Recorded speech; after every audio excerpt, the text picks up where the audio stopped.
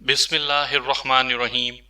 سامعین کرام، آپ سن رہے ہیں عمران سیریز کا اردو ناول ہاٹ لائن، جس کے مصنف ہیں ارشاد الاثر جعفری، اور آپ اس سلسلے کی قسط نمبر 3 سن رہے ہیں۔ مجھے امید ہے آپ کو میری یہ کاوش بھی پسند آ رہی ہوگی۔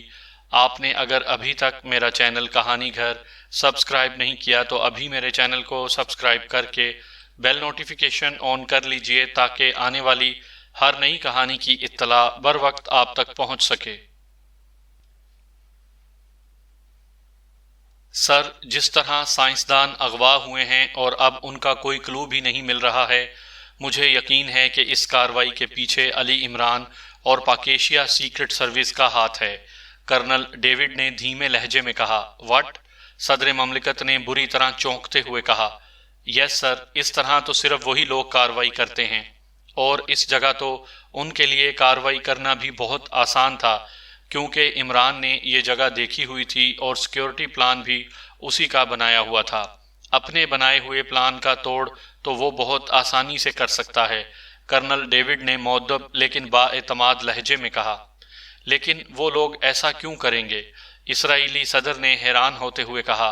سر، وہ اتنے عظیم الشان منصوبے پر تنہا قابض ہونا چاہتے ہیں، کرنل ڈیوڈ نے کہا۔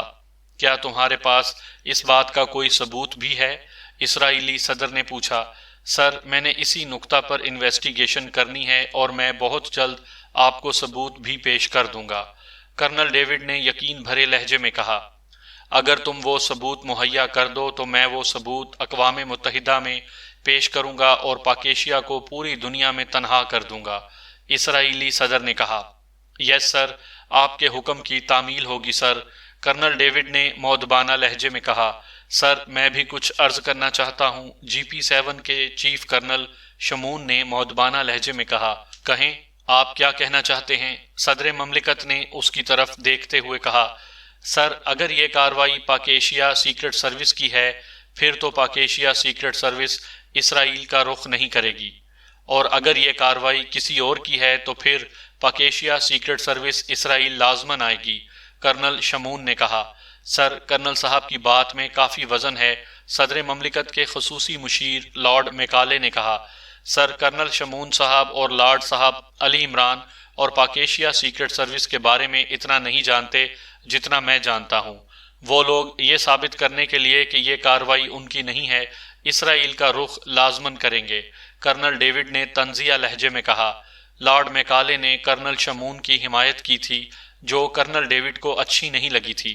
سر، میرا تو خیال یہ ہے کہ پاکیشیا سیکرٹ سروس کے ساتھ ساتھ کافرستانی، بلغارنی اور اردنی ایجنسیاں بھی اسرائیل کا رخ کریں گی، کیونکہ ان سب کا یہی خیال ہوگا کہ یہ کارروائی ہم نے خود کی ہے، ڈائریکٹر انٹیلیجنس نے کہا۔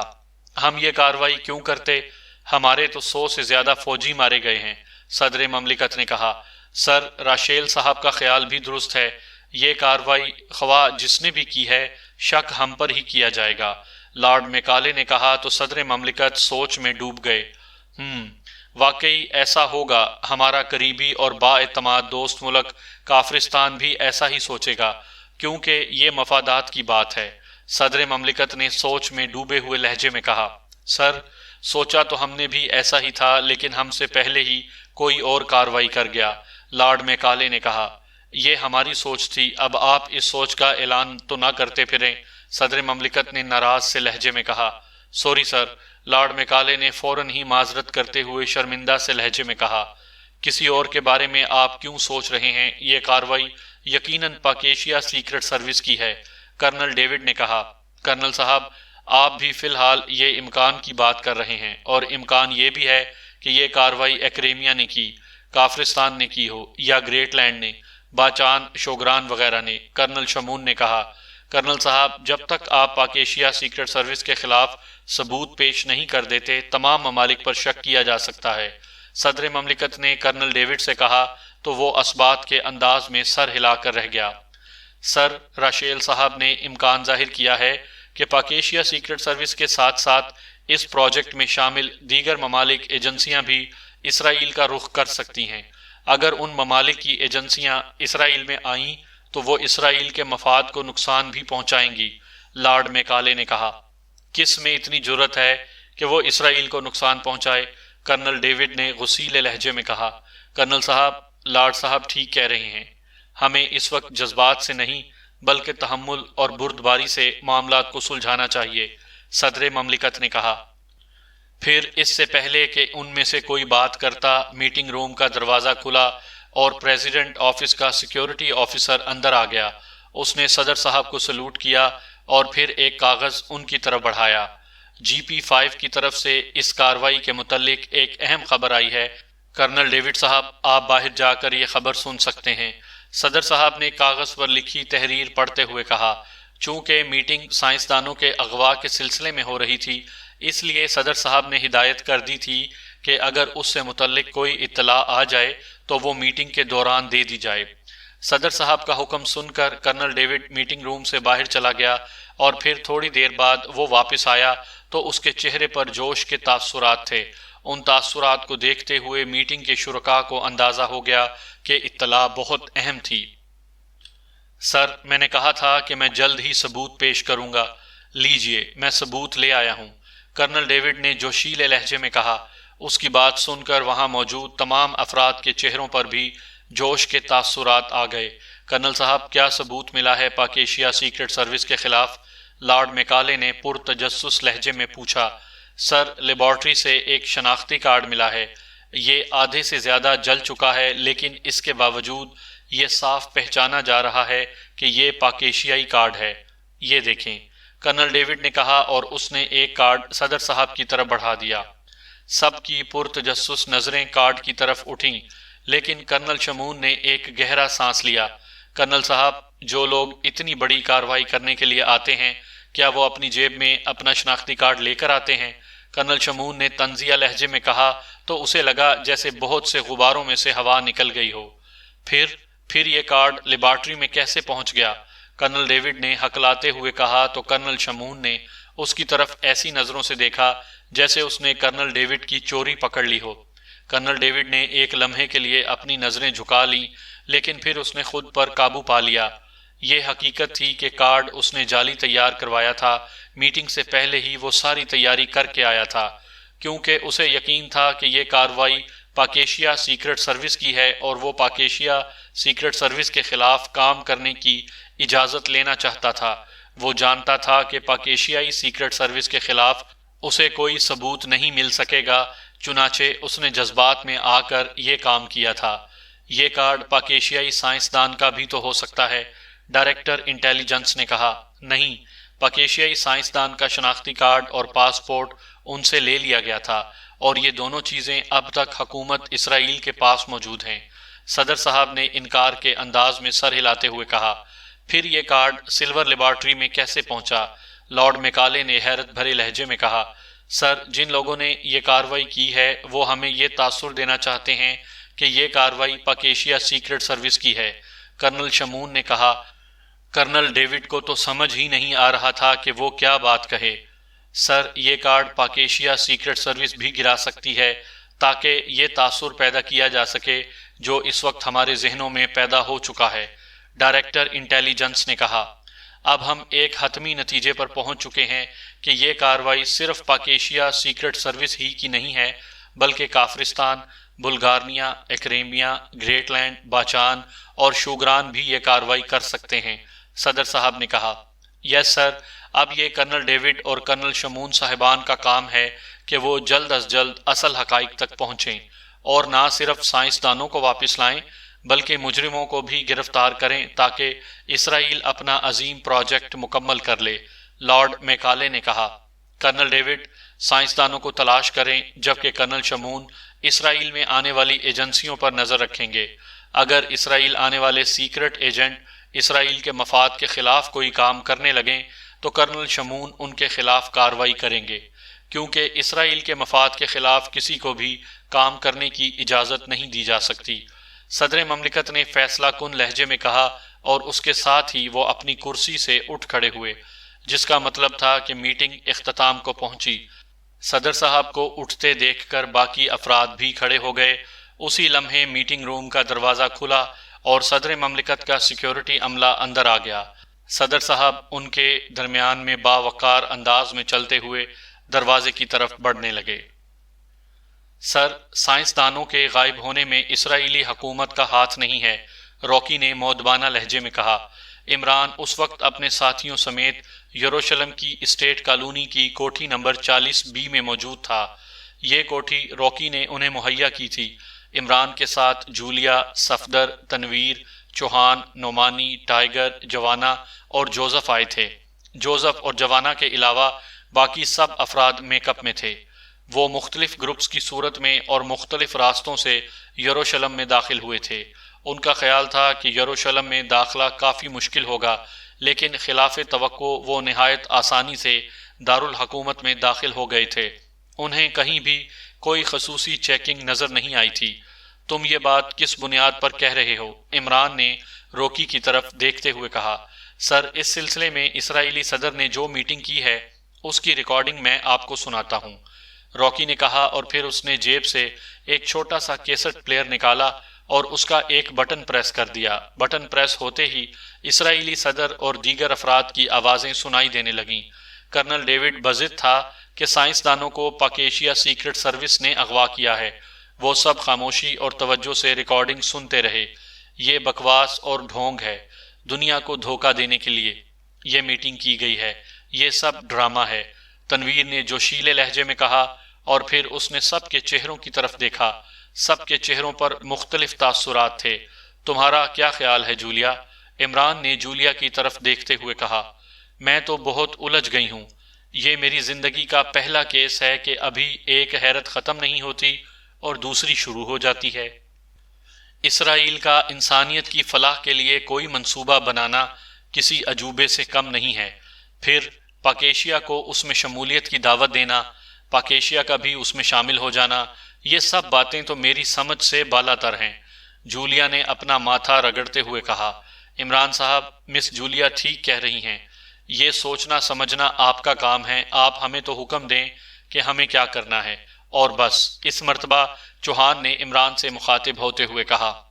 عمران صاحب، واقعی یہ امکان تو ہے کہ یہ کارروائی ایکریمیا، گریٹ لینڈ، باچان، روسیا، شوگران یا کافرستان کی بھی تو ہو سکتی ہے، صفدر نے کہا، لیکن ہم بیک وقت ان تمام ممالک میں کارروائی نہیں کر سکتے، نعمانی نے کہا۔ عمران صاحب، صدارتی میٹنگ میں شریک افراد تو بلغاریہ اور اردن پر بھی شک کر رہے ہیں، چوہان نے کہا۔ نہیں، یہ بلغاریہ اور اردن کا کام نہیں ہے، یہ اتنا بڑا پروجیکٹ ہے کہ اسرائیل اسے تنہا مکمل نہیں کر سکتا تھا۔ بلغاریہ اور اردن کیسے کر سکتے ہیں؟ عمران نے کہا۔ عمران صاحب، یہ بھی تو دیکھیں کہ اب وہ فارمولہ مکمل ہونے والا تھا، اب تو کوئی بھی ملک اس فارمولے سے فائدہ اٹھا سکتا ہوگا، نعمانی نے کہا۔ نہیں، ابھی اس منصوبے پر بہت کام ہونا تھا۔ میرا نہیں خیال کہ سائنسدانوں سے 4-5 سال سے پہلے یہ منصوبہ مکمل ہو پاتا، عمران نے کہا۔ عمران صاحب، پھر تو اسرائیل کو اس کے مکمل ہونے کا انتظار کرنا چاہیے تھا۔ اس کا مطلب ہے کہ یہ کام کسی اور ملک کا ہے، صفدر نے کہا۔ ہاں، اور ملک بھی ایسا جو اس پروجیکٹ پر کام کر سکتا ہے، عمران نے اثبات میں سر ہلاتے ہوئے کہا۔ پھر تو عمران صاحب، ایکریمیا، روسیا، گریٹ لینڈ، شوگران اور کافرستان پر ہی شک کیا جا سکتا ہے، چوہان نے کہا۔ ہاں، یہ باوسائل ملک ہیں، یہ کام انہی میں سے کسی ایک کا ہے۔ ہم نے جو سیکیورٹی پلان بنایا تھا اسے توڑنا بھی کسی عام ملک یا مجرم تنظیم کے بس کا کام نہیں، عمران نے کہا۔ تو پھر کیا ہم باری باری ان سب ملکوں میں جائیں اور وہاں انویسٹیگیشن کریں؟ تنویر نے منہ بنا کر کہا۔ نہیں، ان سب ملکوں میں جانے کی ضرورت نہیں ہے، یہ سب کارروائی اسرائیل میں ہوئی ہے، لہٰذا کوئی نہ کوئی کلو ہمیں یہیں مل جائے گا، عمران نے کہا۔ عمران، تمہارے رابطے معلومات فروخت کرنے والے اداروں سے بھی ہیں، تم یہ معلومات تو حاصل کر سکتے ہو کہ یہ کارروائی کس ملک کی ہے، جولیا نے کہا۔ میں تو چاہتا تھا کہ ہم خود ہی بھاگ دوڑ کر کے یہ معلوم کریں تاکہ… عمران اتنا کہہ کر خاموش ہو گیا۔ جولیا اور دیگر افراد سمجھ گئے کہ عمران روکی کی وجہ سے خاموش ہو گیا ہے، ورنہ تاکے کے بعد اس نے کہنا تھا کہ تمہارے کنجوس چیف کو بڑی رقم خرچ نہ کرنی پڑے، ہماری بھاگ دوڑ میں بہت سا وقت صرف ہو جانا ہے، جبکہ آج کا دور تو بہت تیز ہے، جولیا نے مسکراتے ہوئے کہا۔ اسے خوشی ہوئی تھی کہ عمران نے روکی کے سامنے ایکسٹرو کی برائی نہیں کی۔ اوکے میں کوشش کرتا ہوں، عمران نے کہا، اور پھر اس نے اپنی جیب میں سے اپنا سیل فون نکال لیا۔ یہ اس کا مخصوص سیل فون تھا جس کا نیٹ ورک اس نے سرداور کے ساتھ مل کر خود تیار کیا تھا، اور یہ سیل فون دنیا کے کسی بھی کونے میں استعمال ہو سکتا ہے۔ سیل فون پر نمبرز پریس کرنے کے بعد اس نے سیٹ کان سے لگا لیا۔ سکائی ایسوسی ایشن رابطہ ہونے کے بعد دوسری طرف سے نسوانی آواز سنائی دی۔ ہم پرنس آف ڈھمپ بول رہے ہیں، اپنے بلیک ہارس سے بات کراؤ، عمران نے باروب لہجے میں کہا۔ جناب آپ کہاں سے بول رہے ہیں؟ دوسری طرف سے پوچھا گیا۔ اپنے منہ سے بول رہے ہیں مدام، عمران نے اپنے لہجے میں حیرت پیدا کرتے ہوئے کہا۔ سر میرا مطلب ہے کہ آپ کس علاقے سے بات کر رہے ہیں؟ لڑکی نے جھلاتے ہوئے لہجے میں کہا۔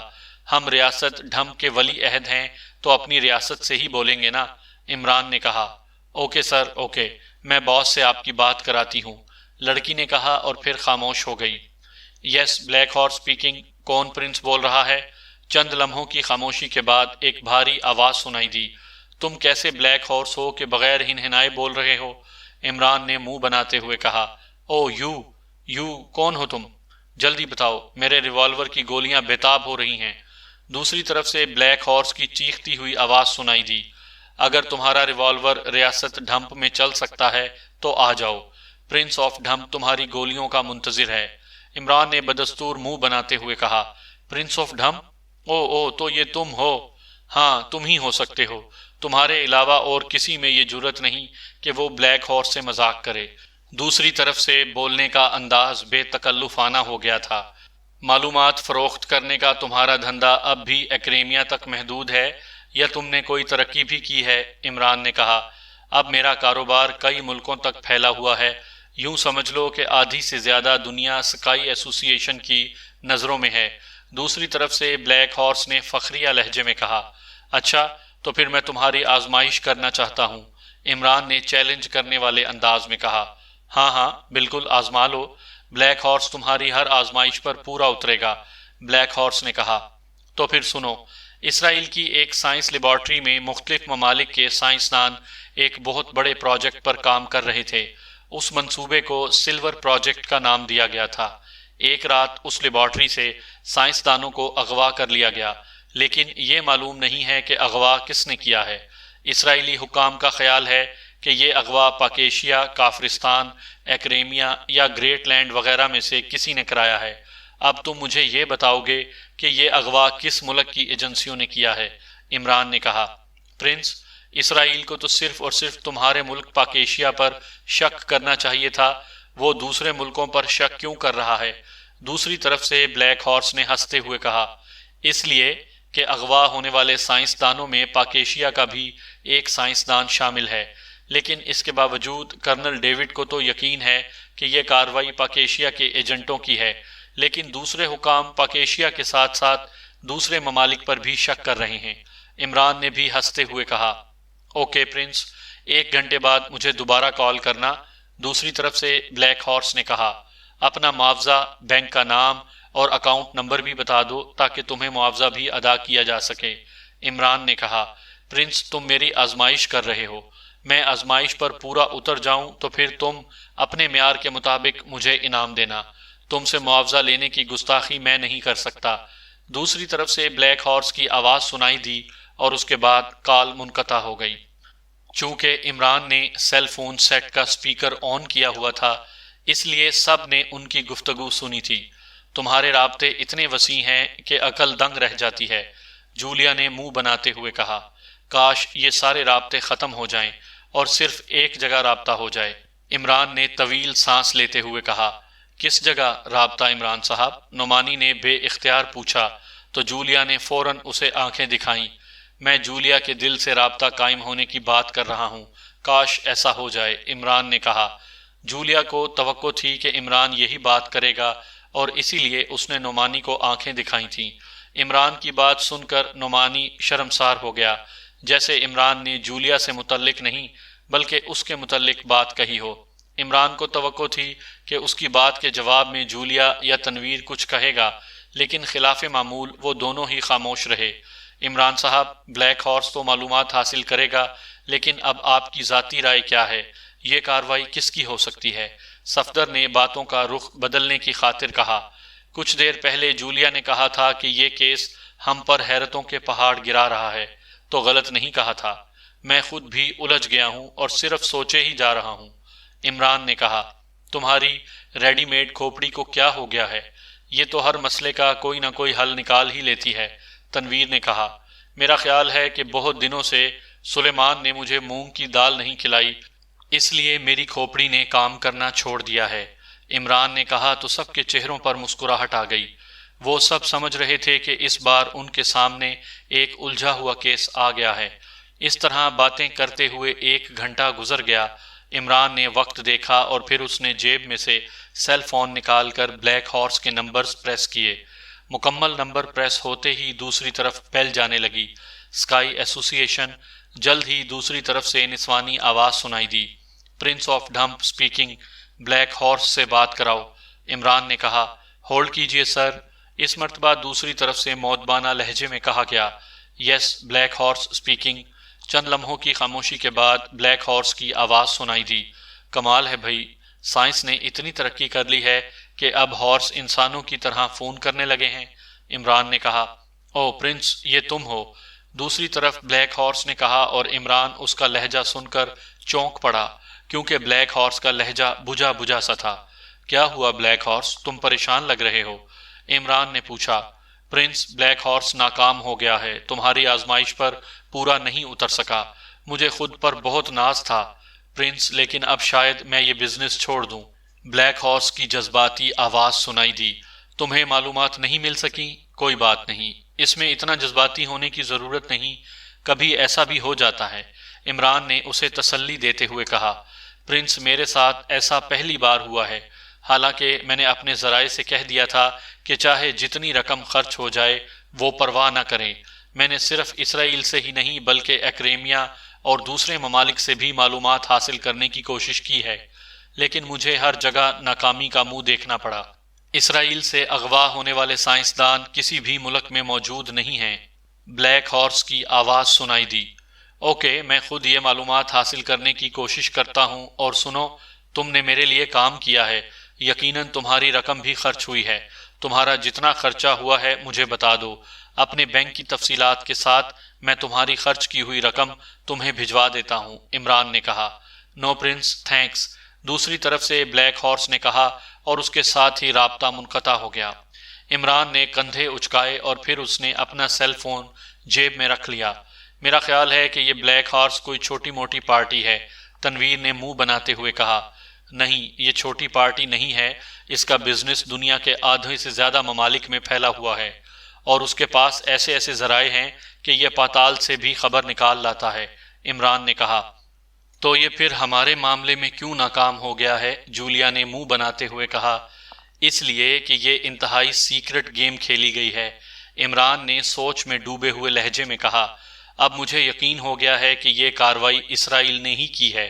اسرائیل کی سرزمین پر اتنی خفیہ کارروائی کوئی اور ملک تو نہیں کر سکتا، صفدر نے کہا۔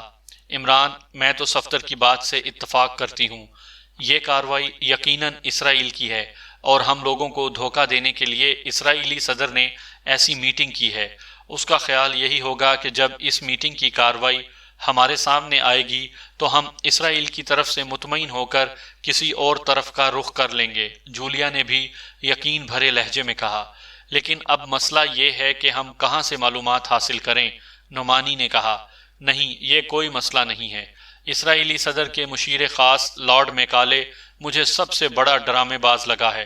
مجھے یقین ہے کہ اس میٹنگ کا اسکرپٹ بھی اسی نے لکھا ہے، لہٰذا ہم اس سے سب اگلوا سکتے ہیں۔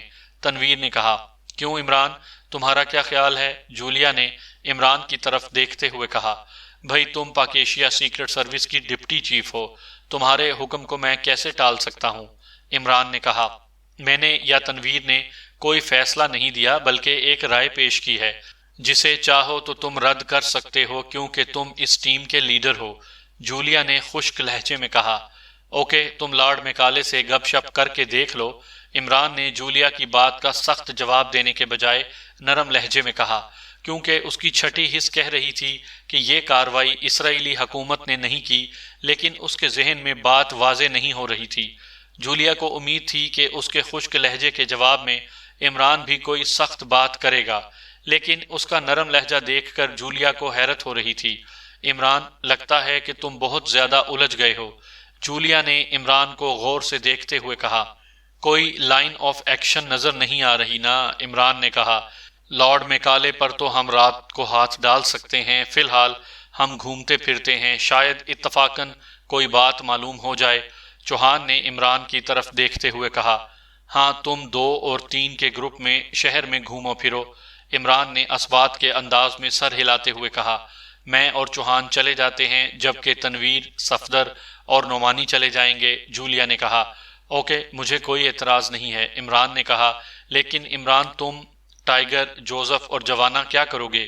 اور روکی کس کے ساتھ رہے گا؟ جولیا نے کہا۔ روکی ایک بار پھر سرکاری حلقوں سے معلومات حاصل کرنے کی کوشش کرتا ہے، جبکہ ٹائیگر انڈر ورلڈ کا ٹائیگر ہے، لہٰذا یہ یہاں کی انڈر ورلڈ کا وزٹ کرے گا۔ جوزف، جوانا اور میں بھی کہیں نہ کہیں تو چلے ہی جائیں گے، عمران نے اس مرتبہ مسکراتے ہوئے کہا۔ اوکے، جولیا نے کہا، اور اس کے ساتھ ہی وہ اپنی جگہ سے اٹھ کھڑی ہوئی۔ کچھ دیر بعد وہ ایک کار میں بیٹھے تھے اور کار ایک سڑک پر دوڑ رہی تھی۔ ڈرائیونگ سیٹ پر چوہان تھا اور جولیا اس کے ساتھ فرنٹ سیٹ پر بیٹھی ہوئی تھی۔ مس جولیا، میرا خیال ہے کہ یہ کارروائی اسرائیلی حکومت کی نہیں ہے، چوہان نے کہا۔ اس موضوع پر بہت بحث ہو چکی ہے، اس لیے فی الحال اس موضوع کو رہنے دو اور ساری توجہ اس بات پر لگا دو کہ کہیں ہمارا تعاقب تو نہیں ہو رہا، جولیا نے بیزار سے لہجے میں کہا۔ یس مس جولیا، آپ کی بات بالکل درست ہے، میرا خیال ہے کہ بلیک کلر کی کرولا ہمارے تعاقب میں ہے، چوہان نے مرر میں دیکھتے ہوئے کہا۔ میں اس بات کی اطلاع عمران کو دے دوں؟ جولیا نے کہا، اور پھر اس نے ہینڈ بیگ میں سے اپنا سیل فون نکالا اور عمران کے نمبر پریس کرنے لگی۔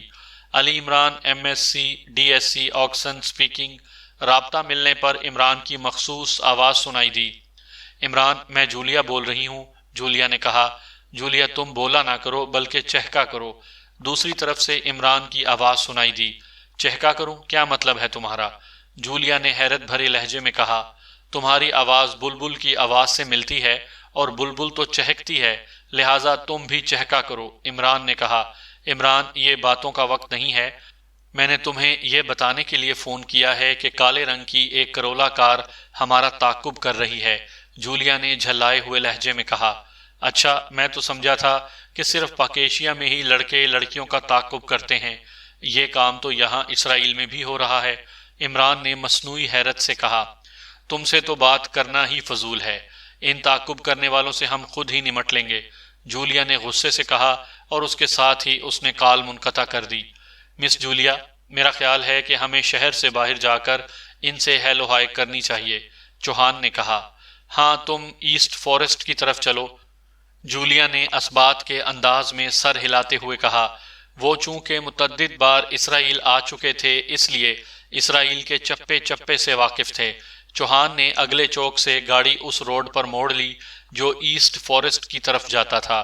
10 منٹ بعد ٹریفک کا رش کم ہونے لگا، پھر مزید 15 منٹ بعد سڑک پر ان کی کار تھی، اور ان کی کار کے پیچھے بلیک کلر کی کرولا تھی۔ ان 2 گاڑیوں کے علاوہ دور دور تک کسی اور گاڑی کا نام و نشان تک نہیں تھا۔ چوہان نے دور دور تک نظریں دوڑائیں تاکہ کار کو سڑک پر اس طرح روکے کہ پچھلی کار آگے نہ جا سکے۔ کچھ فاصلے پر اسے سڑک پر درخت کی ایک موٹی ٹہنی گری ہوئی دکھائی دی، اس ٹہنی نے سڑک کا آدھا حصہ روکا ہوا تھا۔ چوہان نے اثبات میں سر ہلایا اور پھر اس نے رفتار آہستہ کر لی۔ اس ٹہنی کے قریب جا کر چوہان نے کار روک لی، اب سڑک مکمل طور پر بلاک ہو گئی تھی۔ چوہان اور جولیا کار سے نیچے اتر آئے اور چوہان نے کار کا بونٹ اٹھا دیا۔ چند لمحوں بعد بلیک کرولا ان کی کار کے قریب آ کر رک گئی۔ کار میں ڈرائیور سمیت 3 افراد بیٹھے ہوئے تھے۔ کیا ہوا ہے؟ کیا تمہیں مدد کی ضرورت ہے؟